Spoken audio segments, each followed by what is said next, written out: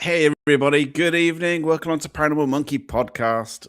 I hope you're good. Like I say, we're going to get into quite a lot of chat with the Mr. Biddle in a second. Just want to say straight away, Weird Fox, one of our mods for the channel, she's had a really, really shit day. She had to put her dog down today. So just sending lots and lots of love to Weird Fox, Lou.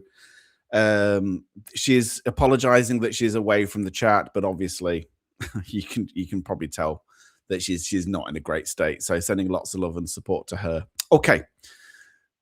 Once that's done, right. I suppose we'd better bring him in, hadn't we? Mr. Biddle, good evening. Hey there. You look like you were like, oh, I got to do this. I suppose I've got to introduce the guy. Son of a bitch. How are we doing anyway? Like I say, good. I gotta say, I understand having to put your dog down. I mean, if I'm a dog person, I've had to do it twice. It's a family member, so yeah. I understand the grief, and I'm so sorry that you had to go through that. So yeah, just wanted to say that to your mod. Yeah, it's pretty bad. It's awful. Okay. Yeah. So, I mean, I'm going to start this, and I know you're like going, really, Jesus Christ, we've done this before, but nearly everybody in the chat you're watching will know who you are, obviously. But we're gonna be having some conversation around standards in the paranormal, and there may be some people there going, "Well, who is this guy? Who is this guy with all that crap behind him?" And yeah, who is he to tell us what to do, basically? Right. So, do you want to say very shortly, Kenny, who the hell are you, and why does your opinion matter? First and foremost, I am not here to tell anyone what to do. I'm offering advice and information. If they want to take it, great. But for me, I am the Chief Investigator of Paranormal Claims here at the Committee for Skeptical Inquiry. That's a program of the Center for Inquiry in Buffalo, New York. It is a skeptical science organization that we promote science and reason and logical thinking across everything, not just paranormal claims, but across like alternative medicine and so all the sciences, political, climate, everything. So I deal with this corner of the genre. So basically, I've spent the last oh my gosh, I don't know, like 30 years now investigating from both sides. I started out as a ghost hunter, and I was a full believer at one time. The more I learned, the more skeptical I came, which means I didn't just dismiss things. I asked more questions. And the more questions I asked, the more I learned, the more I understood that it was mostly mistakes I was making. Yeah. So now that's how I approach it. This is my full-time job. I investigate these kind of claims and try to educate the public on critical thinking and science and reason. Right. So there you go. It's all good stuff, you know. And like I say, in the past, we've had conversations around technology and equipment and that kind of stuff. But we're going to try and steer away from that a bit because you have a gripe. And we're gonna let you kind of, you know, state this gripe. And I suppose that the gripe, when we talk about double standards, and that's where our main focus will be on. But also standards generally in the paranormal is we need to have this conversation. And I think it revolves around essentially, certainly double standards, labels.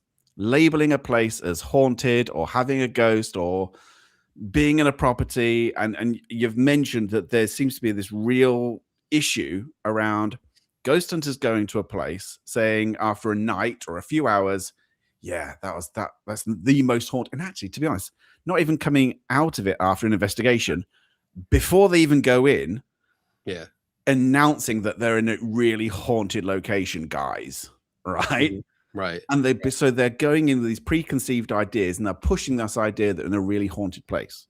What is your issue with that, first of all? Well, I think there's no analysis. There's no process going on. So as I see it, when you investigate something, you go in and I try to use the analogy of like a crime scene investigator. So you're going in, you're collecting data. You have to preserve it. You have to collect it, make sure that your process of collecting that data is not tainted by outside influences, by other people. Like when you show up to a crime scene and it happens to be a homicide, you don't want a whole bunch of people walking around the body, you know, or the crime scene in general, because that messes up anything like potential footprints, tire prints, what have you. So you want to clear the scene. You want to make sure you have controls over collecting your data.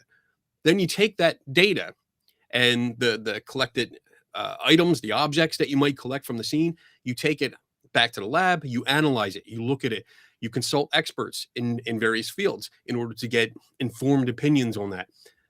And then from that, you make determinations.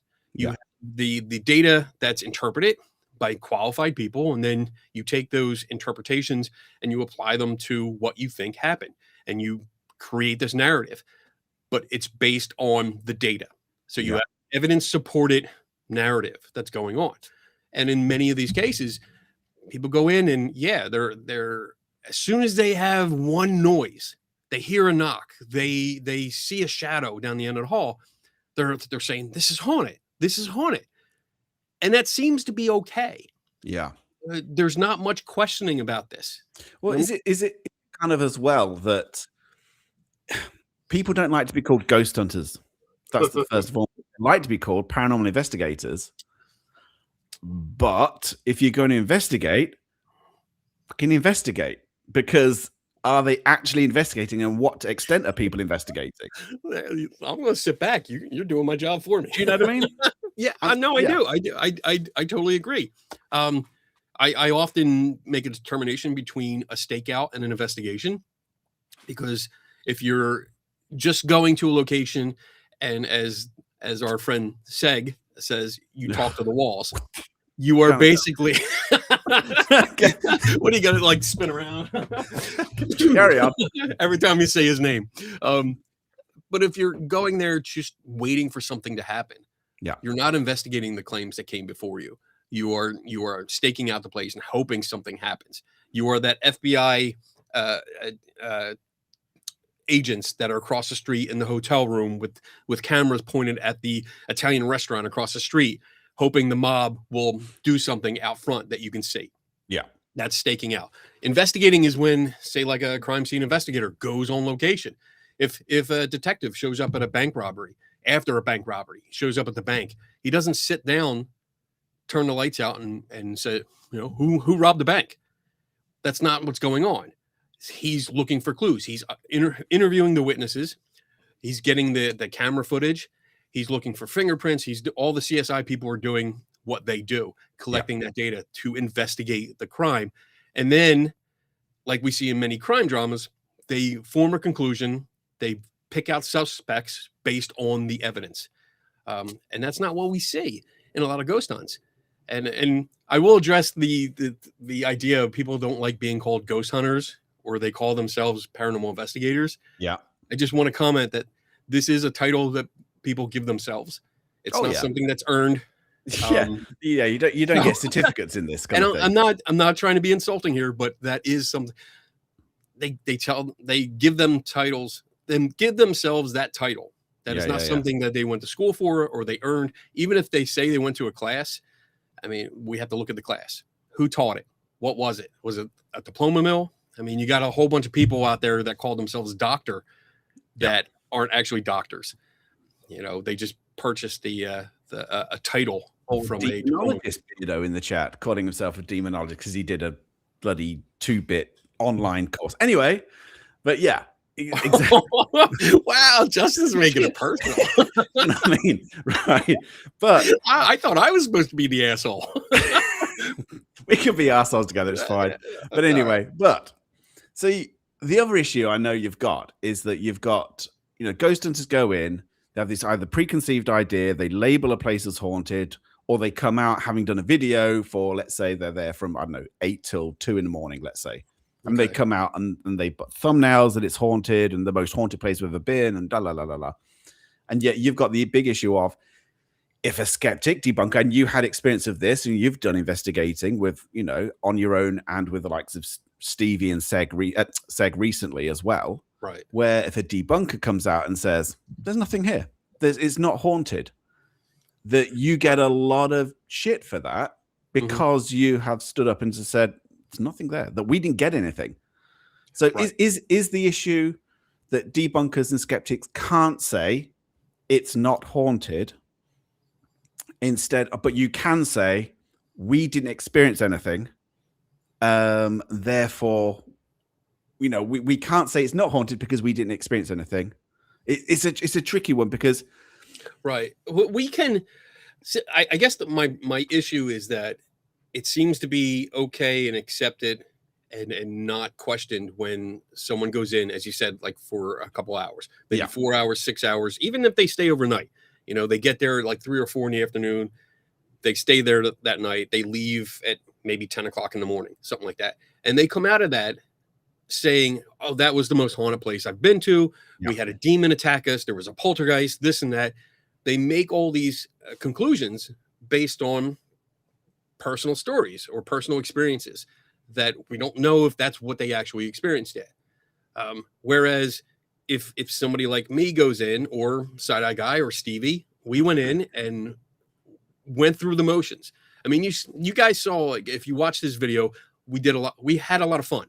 But that was less than an hour of everything that went on. We did try to recreate and attempt to get Ghost, mostly Seg did it. He was trying to get things to happen. I don't like ghost hunting techniques. I find them extremely flawed, but that's another topic. But if we come out of that and said, hey, nothing happened, we got so much shit for that. Yeah. And by the same standard, if we apply the same standard to the people that are staying there for a few hours, coming out and saying, yes, it's haunted, I should have the same courtesy when I come out and say, well, nothing happened. I don't think it's haunted, because it's based on my opinion. I'm not saying it's definitely not haunted. I'm just saying nothing happened. I mean, when obviously you came out and said, did you say it's not haunted? Or did you come out and say we didn't experience anything? Yeah, I'm pretty sure I said it's not haunted. Yeah. And that's what I thought. And that's what I still think. I still think it's not haunted because and again, I think I need to explain a little bit more that it wasn't just based on being there for a few hours. Yeah. This is looking at all the evidence, well, most of the evidence. I won't say all, but most of the evidence that was presented before we got there. Looking at that and saying, all right, are there logical explanations for this? Did they check this? Did they check that? No. And I think that's part of the standardization that we're getting into or touching on, is that there are no standards. There are no protocols in place to verify whether a ghost said a word, or that was a ghost that made a noise, or that was a ghost or a demon that made that shadow. There's no standards or protocols in place for that. It's just whoever's there, whoever had the experience, is the one that decides, yeah, I think it was a ghost. Just very quickly, Kaza, Jesus Christ, just 50 memberships. Wow. That's massive. Thank you so much. Just a huge thank you so much. And just making my chat green. So thank you so much, Kaza. And for Firefly with a question, trust me, we always leave like 10-15 minutes at the end for questions for Kenny. So don't tell me now, because I'll basically ignore it. I'm sorry, but we'll come on. Tell me again later. All right. That's how Justin treats his audience. Yeah. Sorry. But yeah, thank you so much, Kaza. Thank you. Bless you. I know that you got a lot of shit from the property owner around your comments, and as did Seg, and you said, actually, you're just being out of order, because what we said was, just because we said we didn't experience anything does not mean there's all these threats going around, and the owner was pretty vocal on social media about what you'd said, essentially, and thinking it'd be damaging the business and stuff. So do you think the issue is, at the minute, just everyone's in a tribe and everyone has an opinion, and it's kind of like we have a set opinion, whether it's the debunkers have their opinion, the ghost hunters their opinion, the property owners have their opinion, and never the twain shall meet. You just can't have this kind of fair, open discussion without offending somebody else. I think that's part of it. I think, everyone has their own idea, or dare I say agenda of what they want or what they want to hear. And like for the comments of some homeowners, sometimes they get upset when you don't agree with them. They're promoting a business, and everyone that comes in, as long as you say, yeah, we had a great night, so much activity, this and this and this. It's great. Everything's hunky Yeah. dory, woohoo. But the moment someone comes in and says, well, I tested this, found an explanation for it. I tested this, found an explanation for it. I don't think it's haunted. You're the devil. And I don't think that's fair, because I'm doing my job. Yeah. I'm not there, especially when you go to a location.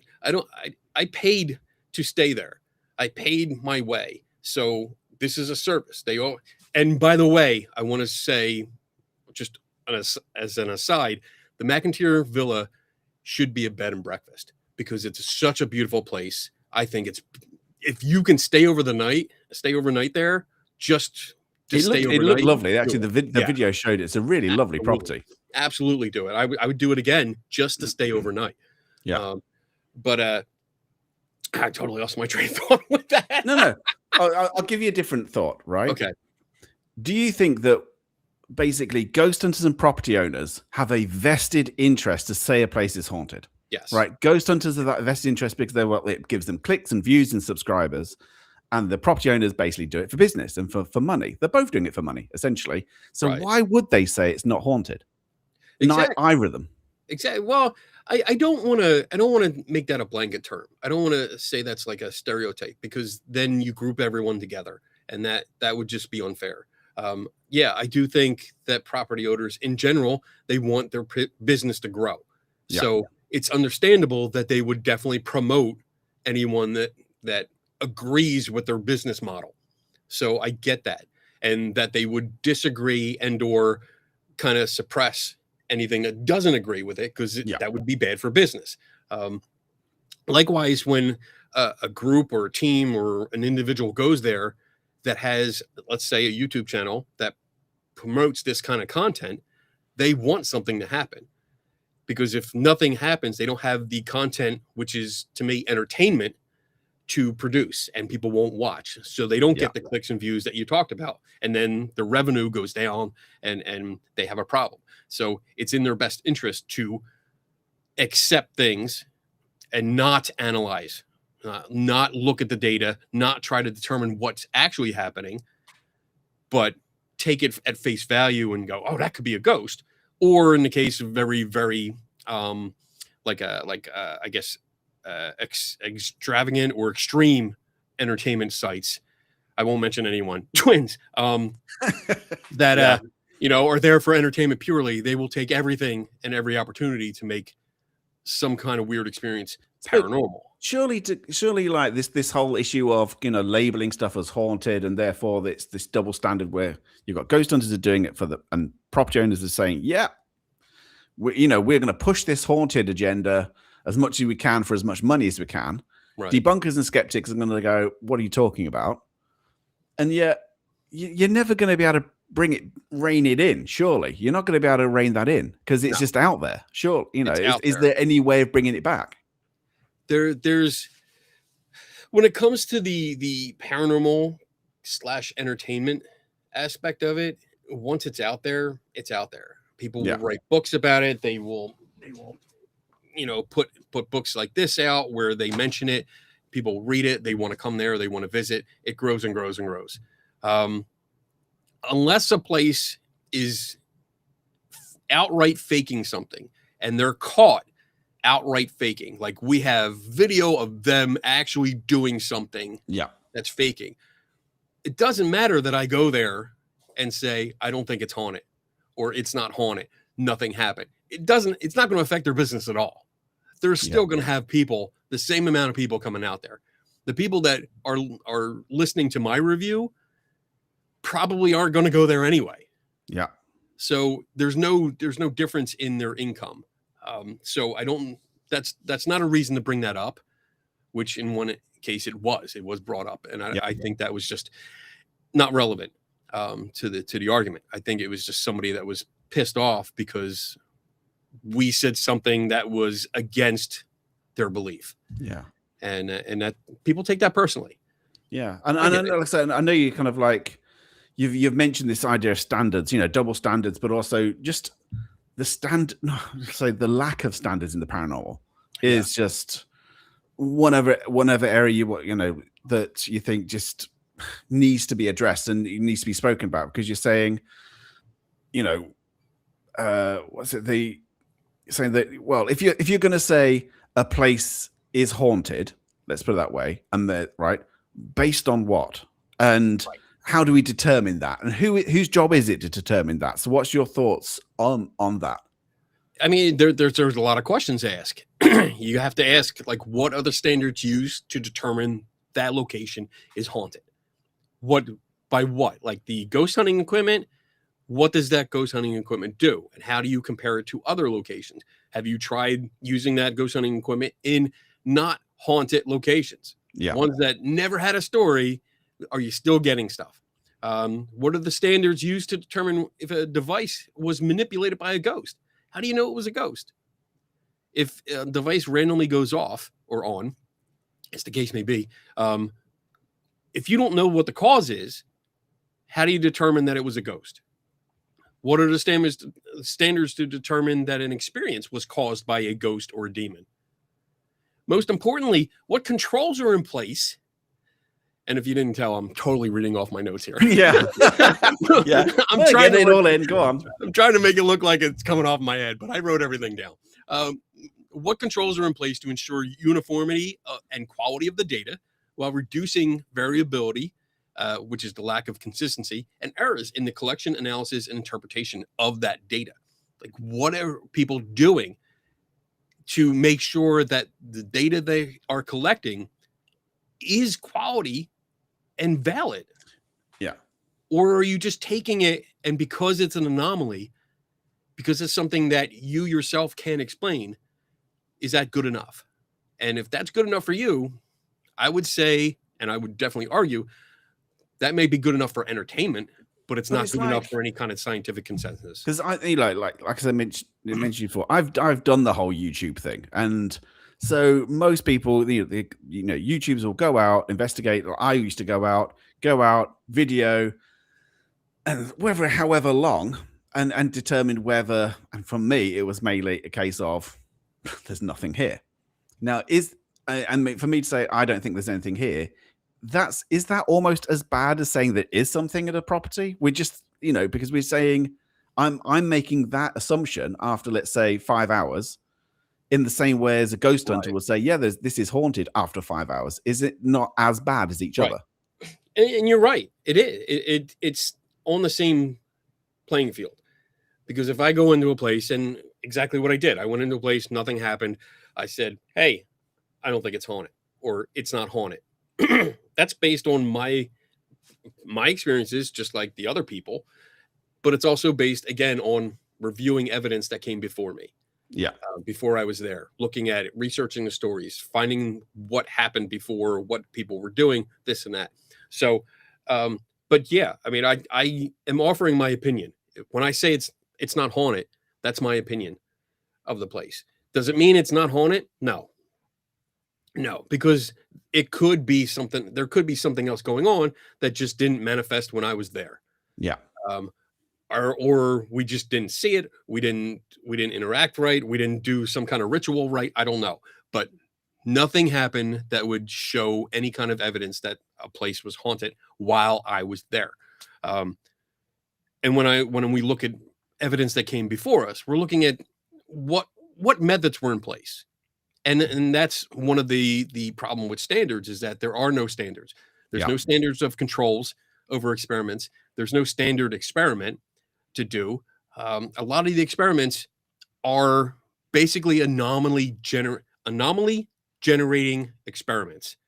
And what that means is that they're set up to fail. They're set up to produce an anomaly so it feels like, or people can say they experienced a ghost. Yeah, because I mean, yeah, exactly. I mean, you go to any kind of haunted event company, you watch most YouTubers, whether they've got REM pods or K2s, and I'm going to go for the standard crap equipment now. But like they have all of that equipment, and yeah, the flashy thing tells you there's something here, right? The flashy thing. Well, the thing is, if it has blinky lights, surely that's a ghost. So.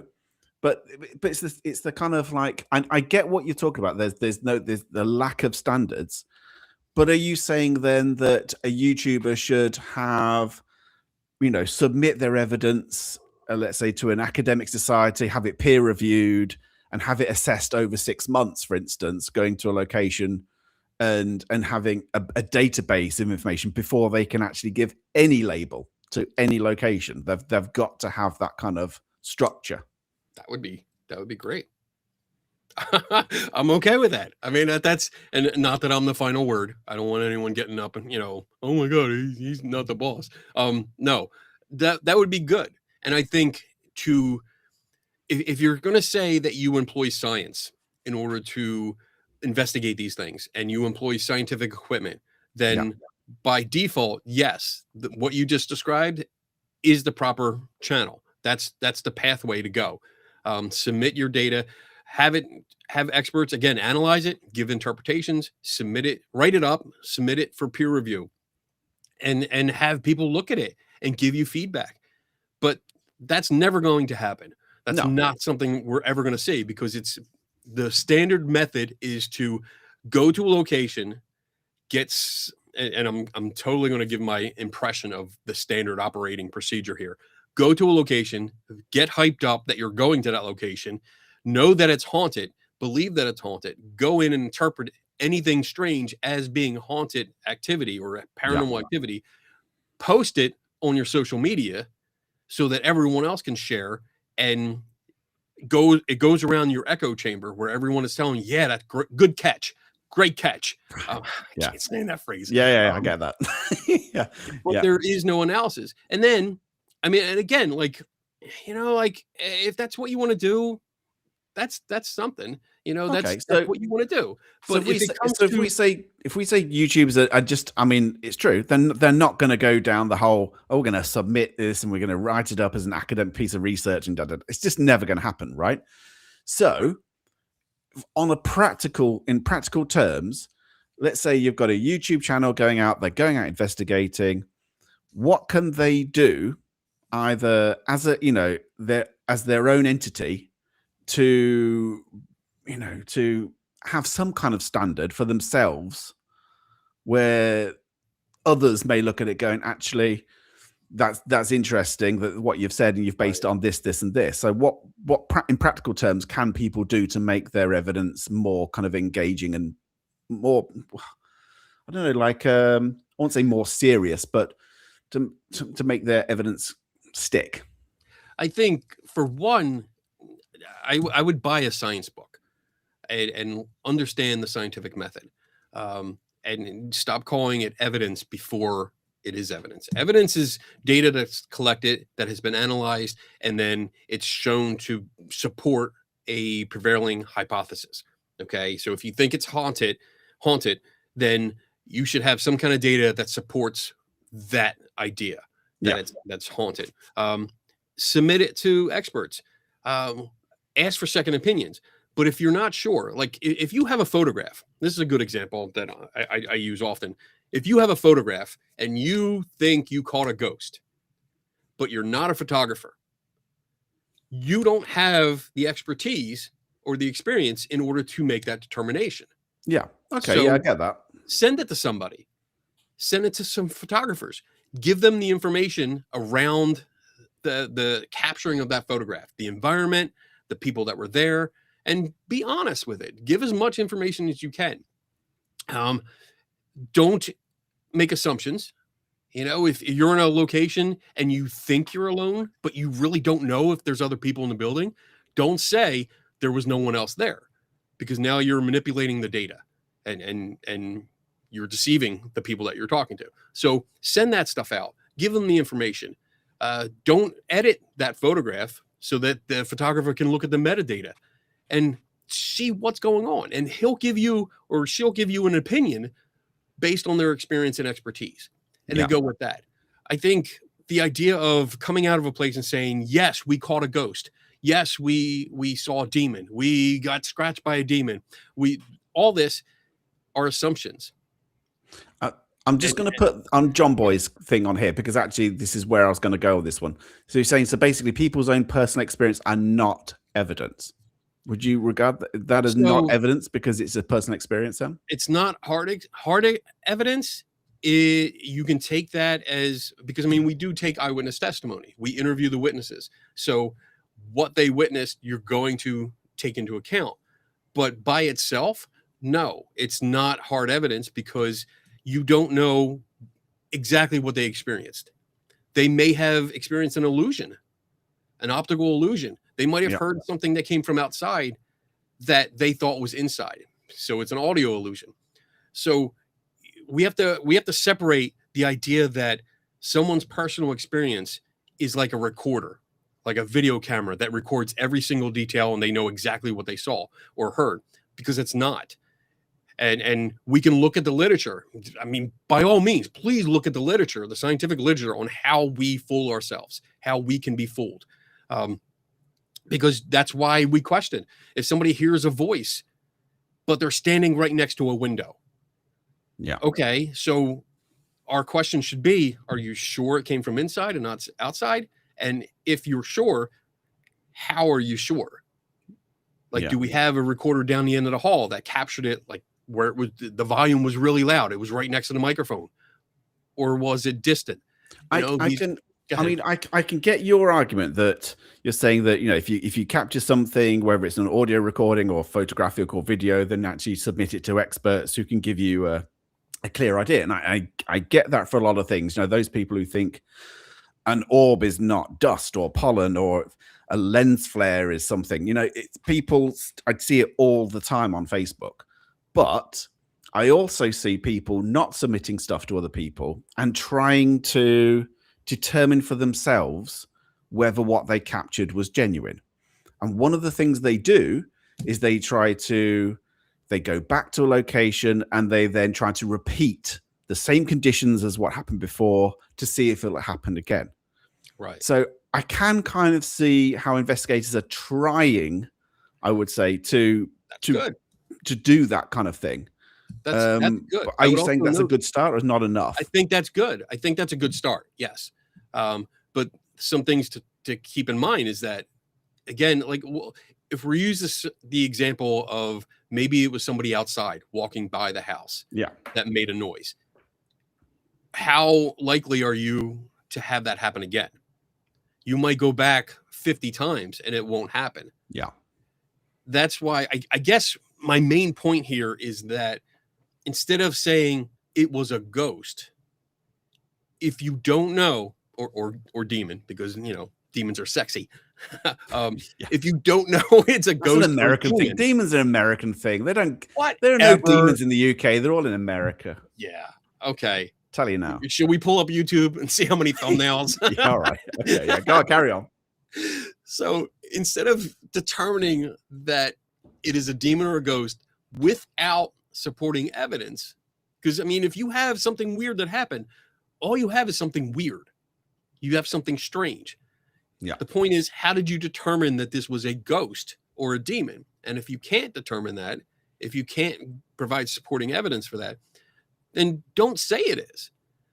I guess that's one of the issues with us, is that, or at least people like me, it's like, you say you have a ghost, you met the ghost, you captured the ghost. Why? How do you know it's a ghost and not something else? Maybe it was just a radio frequency. Maybe it was somebody with a walkie-talkie. Maybe it was a dog. Maybe it was a bird that was screeching outside, like a red-tailed hawk, something like that. So how do we? I mean, like I say, just going back to this whole idea of there has to be a standard before, so you can determine things. You've got lots of questions around who sets that standard. How do we? How do you actually investigate properly to a set standard? So from your point of view, who does set that standard? Is it us that sets their own standard? And how do we determine these things? So I guess in science, when people write up their protocols, when scientists write up their protocols for experiments, they write the entire methodology out, what they're going to do, what protocols are in place, what means what. They usually, if it's like determining how many guesses somebody gets right out of like 100 like playing cards or something like that, they also include the chance, the percentage that are expected from people just guessing as opposed to not guessing, and maybe little bit higher. We should have some kind of standards set out. I don't think there's going to be universal standards, but I think a start would be like, this is the difficult part about it, because I don't even know what the standards should be. But I would say if you're going to interpret some kind of EMF reading as coming from a ghost, yeah, what's the measurement? And how did you determine that? I think the big problem, the core problem here, is that we don't have a ghost. We don't have one to understand what qualities it has, how it affects the environment.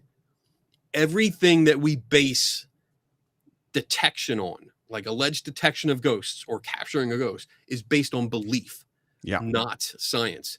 There's actually no hard science, because no one has ever captured a ghost or has a ghost in captivity that we can test and say, all right, you do affect EMF. You do affect temperature. You do this or do that. There's none of that.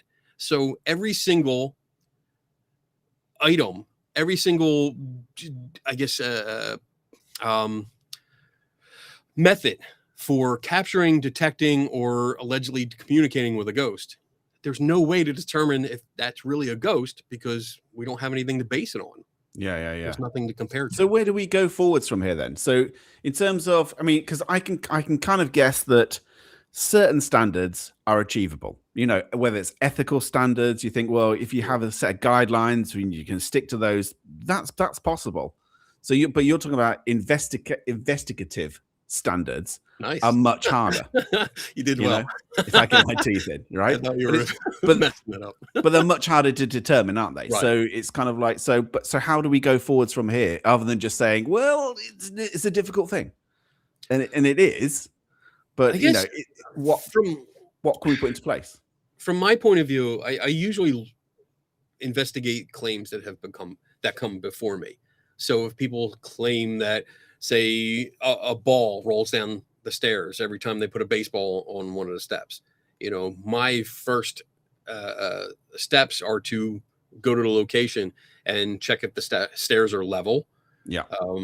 And for those that don't understand, Beardo, that a level, when the bubble is up on one side, that's the high side. Just want to put that out there. I hope you're listening, Beardo. Is he in the chat? Oh yeah, he's in there. He's listening. Sorry, we'll give him shit for that for eternity. I will never ever live that down, because I like to have a level all the time right with me. I would say, like, for that kind of thing, like, yeah, you want to make sure the stairs are level. You want to make sure the ball is away from the stairs, not the edge. So many people put it on the edge. I think that's the number one reason why anything like that, like round, like balls or prams, fall down the stairs. And that's the beginning of your standards. That's the beginning of your protocols. Okay, if there's a claim that something will fly down the stairs, okay, what's the object? Does it have to be a certain object, or will any object work? And in that case, you would say, all right, well, let's control the situation. And instead of making something that's round, which will roll, because we know it'll roll, let's make it a brick. Yeah. Because it's rectangle, it's flat on the bottom. It has to have an outside force act on it to move it down the stairs. It's not going to just go by the micro vibrations of people walking around, stuff like that. So that's the beginning of your standards. So I was going to say, essentially what you're saying then is there is no way to determine a set level of standard, you know, other than submitting your work to an academic society, for instance, and then getting it peer reviewed and over a substantial period of time. But actually a lot of this, on the practical terms, for most people who go out investigating, is to look at themselves first and foremost, and look at how they're investigating, and look at what they're doing, and to constantly question themselves more than anything else. Right. That's exactly it. Look at what you're doing. Look at what you're setting up, and ask yourselves, what can make this happen? If I prop a doll up against like another ball or something in the hallway, what can make this fall down? I have to control for that. I have to make sure that me walking by it won't do that. And in that situation, you're not going to control for it, because that's absolutely going to happen eventually. Yeah. So you need to set up, after asking yourself those questions and working out, all right, this is not a good test. This is not really good. Let me change it up. Let me just put the doll on the floor and see if it moves. Put tape around it. Even when we went to, spoiler alert, when we went to the Sally house, I went with Seg and Stevie. Yeah. There's an idea or a claim that balls fall down the stairway. Of course. So we took the 3 that we could find in the house, and we put them at the top of the stairs, not on the edge, but a good like 1.5 feet, 2 feet back. And I put tape on the floor in front of each of them, so I knew I would know if they would move. Yeah. That's a good standard. That's a starting point, because now, like, here it is. Here we're going to test it. We marked where their location. We know where they started. We're going to see if they move. But yeah, other than that, like, question yourself. Question what you're doing. Don't do anything because you saw it on TV or that you saw another YouTuber do it and they got results. If you're in it for entertainment, that might be what you want to do.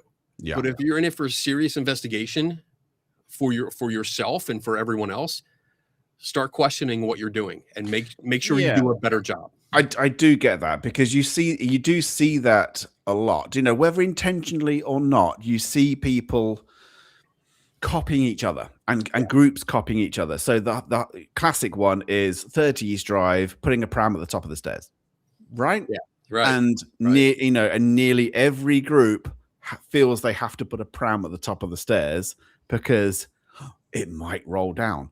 Well, yeah, you put it on the edge of a stair, which is wonky, which does have a slope on it. Right. Yeah, there's a chance it's going to. So, you know, it's that kind of thing, isn't it? Of just thinking that, you know, being that bit more critical of your own investigation rather than, you know, and just second, I suppose, not just following the herd and thinking forward about what, you know, a bit more critically about what your own procedures and what your own investigations are going to be. Right. Yeah. Yeah. I mean, if you have questions about other people doing stuff, put those questions into practice. I mean, if I see video like that, my questions start popping up. Like, all right, why did they put it on the edge? Yeah. What's the deal? Why didn't they put a camera focused on the profile of that front wheel? Because then over time, when it does fail, you could look at that whole video and see, like, let's speed it up. Did it actually creep? Because that's, you know, footsteps and people walking around and traffic and all that. So it's going to happen. That's part of your standards. That's part of your protocols. You know, think about, like, how am I going to look at this? Don't just put a camera down at the bottom of the stairs looking up at it, because all you're going to catch is when it falls. Like, okay, no offense, but we've seen that. Yeah. No big deal. It still doesn't help. That's the thing, isn't it? Is are people almost preempting what is going or what could possibly happen, therefore, for the big spooky effect? And that, like you say, so putting the camera at the bottom of the stairs rather than fixing it on the pram itself, or like you say, just I know exactly what you mean, because it is that thing of, you know, are you doing things, going about things in the right way, or are you just trying to do it for some kind of, you know, to get likes and subs and things like that for your channel? And if you know, if that's what you want to do, if you want to do entertaining content, then just, I guess, be honest about it. I mean, I don't set the rules. I'm not the boss, you know, but I would suggest just describe that in your bio or your channel description. You know, we do this for entertainment. Don't try to pass it off as serious investigation when you have groups that spend half the video screaming and running around yelling at each other. That's not investigating. That's being young and stupid. Right. I'm gonna start on some questions. So people, like, so I put it in the chat, so I put it on the screen. So if you've got questions for Kenny, now's a good idea to put them in. Let me put the spotlight on. I know we're meant to be doing this for an hour, but this is probably going to go over the hour, in all honesty, because Kenny's answering. So, anyway, Okay, Roger's saying, Kenny, I've seen you popping up in the chats on a few UK channels. Which one would you most like to investigate with, and what is the best piece of advice you could give them? A couple of YouTube. Oh, okay. So, PNC, Paul and Claire, I like them. I watch them once in a while. There's a couple of groups I just pop in because they pop up in my feed. I wouldn't mind going along with almost any of them, just to observe, to talk to them. Maybe we can exchange ideas. I don't. If we're going to a location, I always try to look at the claims and make a list of the claims, because that's how I investigate. I go there and say, all right, this is what's been reported. I need to check in these areas and try to recreate these. When it comes to sitting there in the dark, I really don't like doing that. So if that's what we're going to do, I hope that there's someplace else I can go. Or I'd probably just sit there and observe anyway, because I want to see how they interpret it. Yeah. I mean, I've got to say, like, I mean, part of what I want to do this year is to start going back out investigating. And one of the things that I've said to a couple of people, I've said, I really don't want to do abandoned locations. Can't see any point. And I really don't want to do night vision at all. At all. Because that's cookie cutter. Come on. Because if there's a ghost, I want to see it. Yeah. I don't want to be in the dark. Anyway, Strange Darvish is saying, I used to teach science and spent a lot of time teaching variables, what they were and how they could be controlled. This could be factored into investigations quite easily. Yes. Question mark. Could it? Yes. Yeah, it could. And that's good. I'm awesome that you teach science, or that you used to teach science. I love that. So yeah, you have to know what the variables are. You have to know what outside sources can affect your conclusion. If you're doing an experiment, you need to understand the dependent variables and the independent variables. You need to know what's going on and control for all of them. So, like, for instance, quick example is that the REM pod.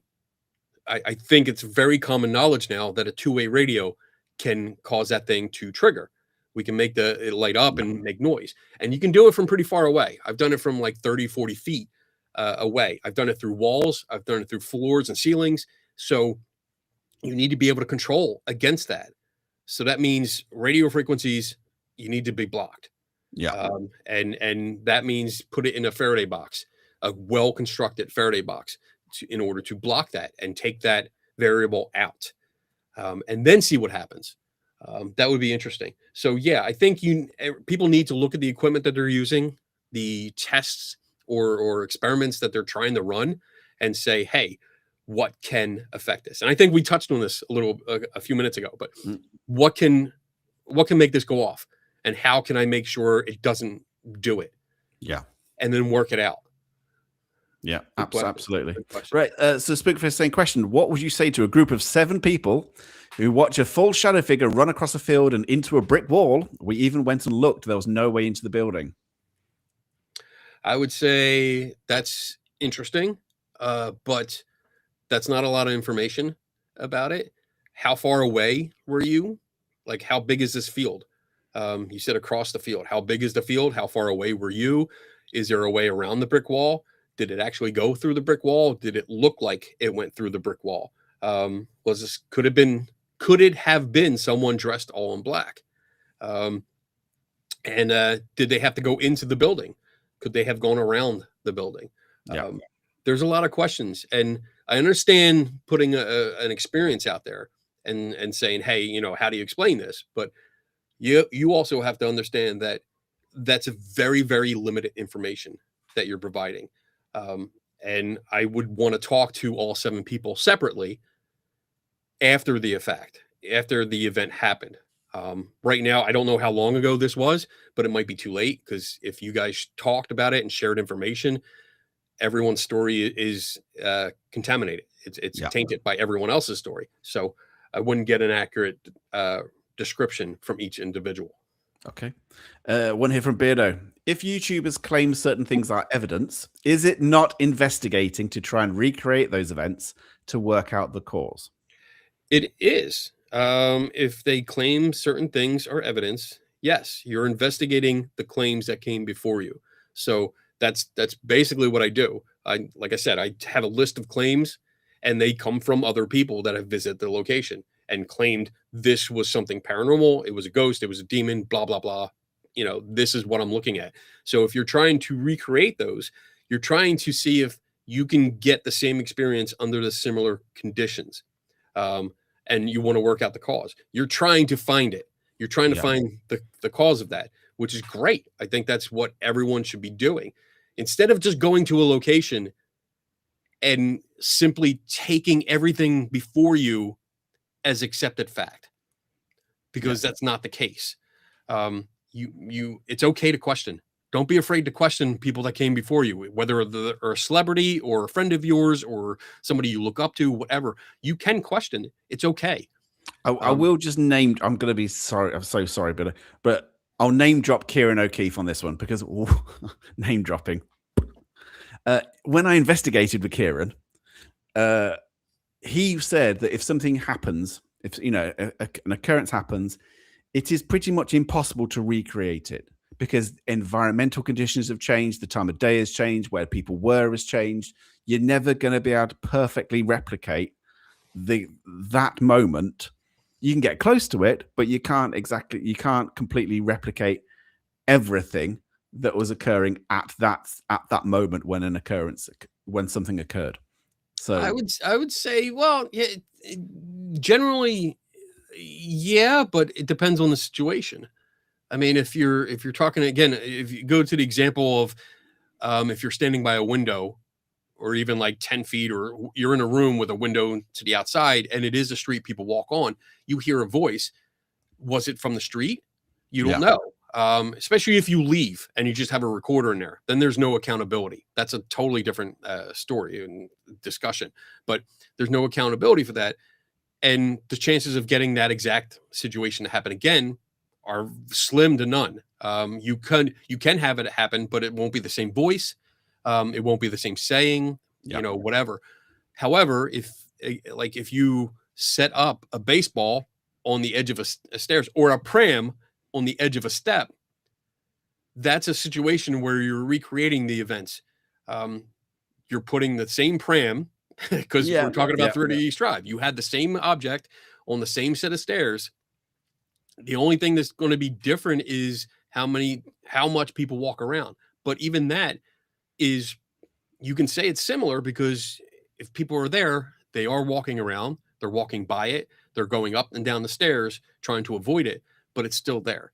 You're still going to get the same vibrations that still cause the same result. Yeah. So I would say it really depends on the situation, because I think you can recreate things. Yeah, again, I agree. Not 100%, but we're talking like 99%.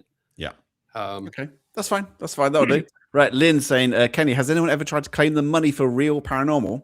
Or do you think anyone's ever tried to, because most who are offered to submit proof won't do it? Claim the money for... Are we talking about the James Randi kind of prize here thing? Yeah. If that's what you're talking about, well, we have a CFI IG $500,000 challenge. James Randi $1 million challenge is no longer in existence. That went out a couple of years ago because just nobody could pass. We have a similar test here. I conduct the tests that are on the West or East Coast. So when it comes to like paranormal, I'm struggling with this because paranormal is such a wide blanket here, an umbrella statement. Most of the people that tried to take our test have paranormal powers, or they claim to have paranormal powers, which means like they're either psychic, they can move things with their mind, or they can transmit messages or images to other people, dowsers, stuff like that. We have tested them. They haven't ever submitted like anything like a ghost photo, because that's not, our test is for alleged superpowers or abilities, not claims of the paranormal by like a video or a photo or an EVP or audio, stuff like that. So I hope that clarified to Lynn. That's good. Paranormal engineer saying, Kenny, would you be open to creating a few practical standards for investigation teams? I would love to read them. It would be interesting. I would like to do that. but again, it's so hard because every situation is different. We'd have to look at like devices, but then, oh my God, that's such an undertaking. That is Yeah, a that's pretty monumental massive. That is undertaking. pretty Yeah, massive, I've got to say. that's not just because there's so much to think about. If you start with equipment, you have to go into the equipment. What components make up that equipment? What can it do or can't do? And then all the controls by itself would be an undertaking. And then saying, okay, we still have the problem of no one has a ghost in captivity, so we don't know the qualities of a ghost. And that's the major problem with all of this equipment. You don't know the qualities of a ghost. You believe, well, people believe they know, but they don't actually know. It's all based on belief. Okay. So, Dan is asking, what's your take on flash images when something is there 1 second but gone the next? Well, then in that, it depends on who's using the camera, how long between shots, because it's not like we're not talking fractions of a second, because you still have to charge the flash and take another picture. So you usually get like a second or two between them. Is the angle still the same? Did it change at all? Did it turn? Did you turn away? Did you look up? Did you look down? Was there a wall right next to you and you took one picture right here where you got a flash reflection or light oh my God. I forget. There is an actual term for that when light reflects off of like a wall like that and it causes like that glow on the side of the image. Is that it? And then the next second, you took a picture a couple inches over. Lots of things can factor it in. So I look at the metadata. I look at the details in the photos. And I also look at the camera that was used because I want to know what side the flash was on, because that also helped determine where hard or soft shadows are, where they lay, if it might have bounced off a doorway or a wall or something like that. So there's a lot that goes into that. Okay, fair enough. Gareth saying, if you thought a medium was cold reading or faking everything, would you call him out or her out for it in person if you were there? So it depends on the situation. Again, like if we're at a event that it's their event and I paid to be there, I would just record everything that's going on and then comment later. I'll reach out and say, hey, I noticed this about your reading. What do you say about that? Because anytime I do something like that, I try to reach out and give them a chance to tell their side of the story. But if it's just me and them, and say like I'm at a psychic fair, and I've done this plenty of times where I sit down and introduce myself and say, all right, like this is, do you think you can do it? I usually tell them either I don't tell them who I am or I do tell them who I am. And I try to give them a card for the $500,000 challenge, depending on their claims. If I don't tell them who I am, I sit down and I'll listen to them and I'll let them tell me everything. I don't say yes or no. I just take in the information and say, okay, all right, and let them tell me. And at the end, then yes, I will tell them if they got stuff wrong, if they were fishing, and that I do honestly think they were cold reading. But I'm not doing it as in like an aha kind of thing. Yeah. I'm not trying to be a dick about it. I'm saying, all right, I really think based on what you did and how you said things that you were cold reading and or hot reading. So. Okay, one here from Cree saying, more recorders, cameras, paying out sometimes over $1,000 for a location to go multiple times. How fair is that to ask someone like Joe Vitale to fund when even your place limits funds? I'm not sure what she's asking. No, I'm not. Well, the thing is, how fair is it to ask someone like Joe Vitale to fund what? His adventures? I mean, if Joe wants to go to a place, that's Joe's decision. So I don't see what is fair or not fair. If he wants to go to some place, he makes it happen. Same if I want to go to a place, I make it happen if I want to get there. But how fair is it to go to the look? And I think I kind of think I know where this is going. How fair is it to go to a location and claim that it's absolutely haunted or infested with demons when you have absolutely no evidence to back that up? Yeah. I think that would be lying to your audience whether you're doing it deliberately or not, you're deceiving your audience. And I think that's unfair, because now I watch this and I've invested time into this. So I don't understand where the fairness comes in. Okay, that's fine. Ladies Fright saying, could you please give an overview on how you would approach a claim? Oh, ladies Fright, hello. So approaching a claim is, it depends on the claim. We have a lot of dependents here, but if it's something that's physical that happens on location, I would try to look to see who's done it before, like who has experienced this, who made the claim, and what are the details. If I can reach out to them and talk to them and get more information, even better. That's awesome. So I have a better description of what happened. And then I would try to recreate it as close as possible to what they experienced, and go that route. If it's a historical claim, I will dive into history. That means census records, death records, newspaper articles, because it's when you're talking, especially here in the States, I don't know how it is over there, but here in the States, if you went on vacation, like around the 1900s, even for a weekend, it made the newspaper. That's how these towns were. Everything. Gossip was not gossip of like who has the better fashion or who slept with who.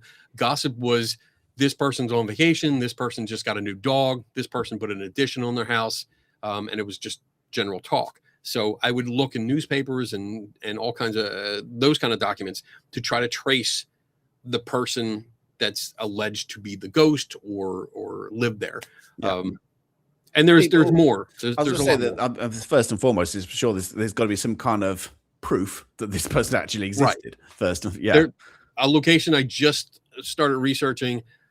They have a lot of like claims, historical claims, and usually my experience has been many of those claims are either embellished or based on stories.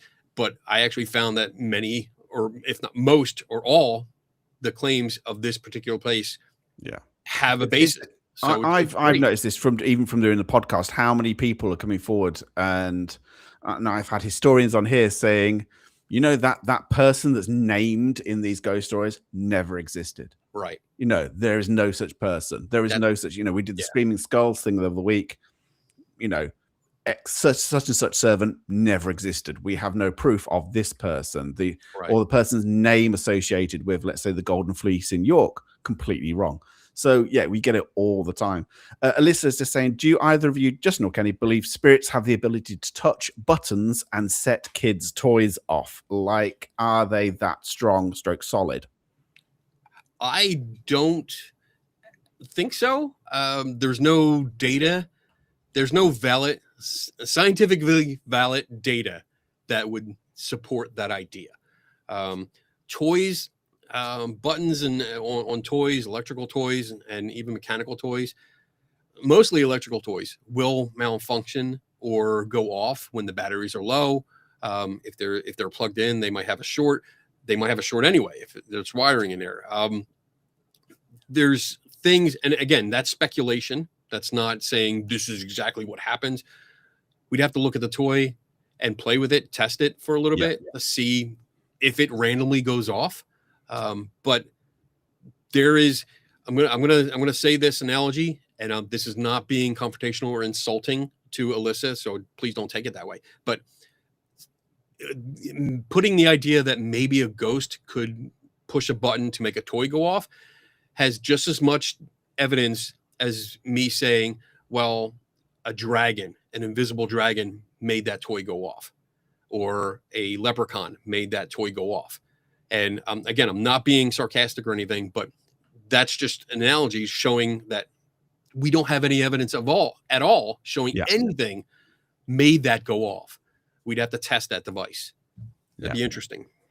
I mean, that's actually I'm really pleased to see that Cal Cooper's in the chat as well. And Cal obviously has rewritten Telephone Calls from the Dead, so I'm sure he's got some ideas around whether spirits can affect, like you say, not just buttons and things, but actually phones and devices and all of that kind of thing. And obviously, I've just seen a comment that he's put about the Gansfeld, saying Professor Chris French suggested a Gansfeld Was submitted for the $500,000 challenge. Sounds a promising idea. Never been in one that failed. Professor Caroline Watt's last run did 280 trials. That's a huge trial. Gotta say, that's massive. Bring it on. Like put it. The website is up. If you look up CFIIG challenge, the application's there. Fill it out, and yeah, I would love to see that. I would love to see to set up a good test and see what comes of it. That would be interesting to me. Paranormal engineer. I have seen Rob, and Rob is just saying, get Kenny to show you all his Star Wars stuff and his Disney. Jesus, we would be here for another hour if we went going through all of Kenny's Disney and not even Star here. Wars crap. That's at home. Anyway, Paranormal engineer, what did you find most interesting on your trip to Atchison? Well, the locals that I talked to, I found them interesting because I went around and talked to some of the locals about like history and the area and stuff like that, and they were very friendly and open. They didn't hold back their thoughts on certain things, and I thought that was great. I thought the McIntyre Villa was awesome to walk through and stay in and just be inside. I love places like that. And then that's about it. I mean, it was again. I don't want to take away. Meeting Stevie for the first time was phenomenal. Seg, whatever. Once you've met him, you wish you had. Yeah, exactly. No, I love him. He's a good guy, and it was fun being able to hang out with both. Is he though? Anyway, right. Right. One. I would just do one last little question because we're over the hour a little bit. So whatever. We've got on here 2 hours. Darren Normal Paranormal will say, what is your view on ITC evidence? Yeah, I find that most of them are done under uncontrolled environments. I wouldn't. I mean, leaving, depending on the situation, again, like I need more details. Like this is a very broad question. Some people do it where they just leave a microphone in a location with a recorder going, and then they go away. They go out to dinner or something, come back later. Yeah. There's no accountability for that. If they're in the room, I always like to have I wish, and this is something I would love to invoke myself, is to invoke or employ myself, is to have those not only a body cam, but one of those cameras to like a hat or something that records you. To see, because so many people whisper. When I've been there, okay, so I'm not just speculating here. When I've been on location with so many groups, I see so many people whisper. Yeah. And either don't realize they're whispering or they don't think anything's going to hear them. I've had exactly the same thing. Like I say, it's only when you investigate and you go out there, you realize how much noise you actually make. And I've had exactly the same thing where a guy I was investigating with was making out there was some kind of demonic noise. And I know it was me making old man noises, picking my camera bag up. Do you know what I mean? So that's kind of thing. Oh, God. Crack, pop. Yeah. All that. I know exactly what you mean. Okay. And also, we have to consider are we talking about devices? Like anything that's scanning the radio frequencies, sorry, that's what it's supposed to do. So any alleged communication, you have to block out the radio signals. Yeah. You have to block them out because that's your big independent variable. So it's you got to control for it. And if you don't, you're creating anomalies. Yeah. There you go. Cal's just saying we got it. All the details for the challenge. I had a meeting with Chris about it. Problem is we need a CSI rep on site at the university every time we run a Gansfeld of at least 80 trials, he said. Yeah, because I mean the protocol or the rules, at least for our challenge, is that usually applicants have to come to LA because that's where they're based out of. So it's the CFI West. Usually you had to go there, and then they expanded it a little bit where I can test people here at CFI headquarters in Buffalo. So yeah, making sure somebody gets there to watch. Plus, we also have to agree on the protocols. So it's not just somebody showing up and watching and observing what you guys are doing. We'd have to look over the protocols and make sure that we accept them. And I'm not saying that we're a lead or anything, but just a mutual acceptance of what's going on. Yeah. Right. We'll finish there. Thank you so much tonight, Kenny. It's been absolutely fascinating as ever. And I knew it would be. And it's great to have this kind of conversation, you know, properly about standards. And it is really important. You know, it's one of those things which I think at the very least, I just want people to kind of, if you're going out investigating, if you're going out, whether it's YouTube or you just even going out to a ghost event company, let's put it out that way. You just want to go out for a bit of fun.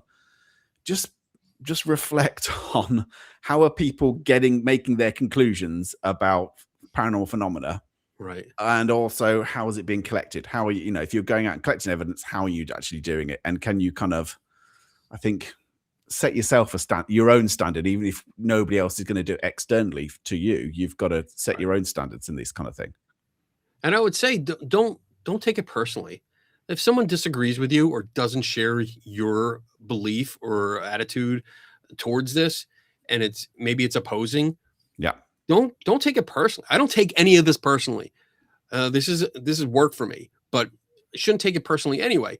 Instead, have a conversation. If someone disagrees with you, ask why. Don't be mad. Don't start a fight. Don't curse them out or just be a seg. I'm kidding. I love seg. Yeah. Just have a conversation. Talk to them. Understand where they're coming from. That's what I like to do. With a caveat that if you come at me with an attitude, then you probably are going to get that in return. And definitely. I know. I mean, it's seeing some of the fan mail that I get. I mean, you've got lots of fans, haven't you, online? Yeah, people love you. But if you want, ask me. If you don't agree with me, you can ask me a question, and I'll talk to you. I'll tell you why. But I mean, it's no reason to hate on someone. Certainly, no reason to threaten someone. And just before we finish, I would just say. And like saying, you can say, I know you're all over the internet and you're all over Facebook and stuff, but if people are not aware of your work and what you do and the articles and the videos you produce, where can people find out more about what you do, Kenny? If you do a search on my name, Kenny Biddle, with Center for Inquiry or the Committee for Skeptical Inquiry, or just my name in general, anything will pop up on Google and you'll be able to find my work on Skeptical Inquirer. I do videos and articles for them. All my work is pretty much there, but I also do my Friday night show, the Skeptical Help Bar, which is 2 hours of this kind of thing where we just talk and we have fun and it's more lighthearted. And then, that's it. Ace. Thank you so much, Kenny. It's been an absolute pleasure. Have you got work to do still, or are you? I do have work to do. I got. Are you working though? Because you say you work. I do. Look. Whatever. You just been doodling or whatever. I got shit to do. I got video to edit. I have another podcast tonight to prep for because they're talking about a different subject. I got investigations to plan out. I got claims to look at or research to do. I got work to do. I don't just sit in there in my sofa in my underwear and go, oh, I'm just going to hit live. And I'm going to talk for an hour and a half. Yeah, you say that, but I don't know. You've got to back that up. Anyway, I'm going to go start a Nerf battle. And then that's it. I'm going to go home. That's amazing. Right, Kenny, thank you so much for this evening. Honestly, genuinely, it's been an absolute pleasure as always. And lots of love for you, Kenny. So thank you so much for coming in and chatting to me for so long as well. It's been great, honestly. And I think it's a conversation that needs to be had more often, I think, I think so. Yeah. Agreed. Right. I shall leave you to your work, whatever it is. Whatever. Sorry, had an itch on my nose. Oh, yeah. Okay. Enjoy the rest of your day. Like I say, and take it easy in the weather, because I know the weather's terrible out there at the minute. So, stay safe and out there. All right. Thanks. All right. Thanks so much, Kenny. And I'll speak to you soon. All right. Bye-bye. Right, that's it, guys. Thank you so much. Like I say, everybody that's joined, Kazza again, obviously and I think Valerie became a member, and Kazza, thank you so much for your membership as well. Just to let you know, I did say I'll be coming back, and I'll be doing a Chimps Tea Party this Thursday, but another conversation around the paranormal later on the week. So until then, thank you so much, everybody. I hope you've enjoyed it this evening. Please, if you haven't subscribed, please do, like, subscribe, leave a comment, that kind of thing. And when you can hype it would be amazing. So thank you so much. Right. Until then, I shall see you very soon on Thursday. And for more of the same kind of thing. All right. Night, guys. Bye-bye.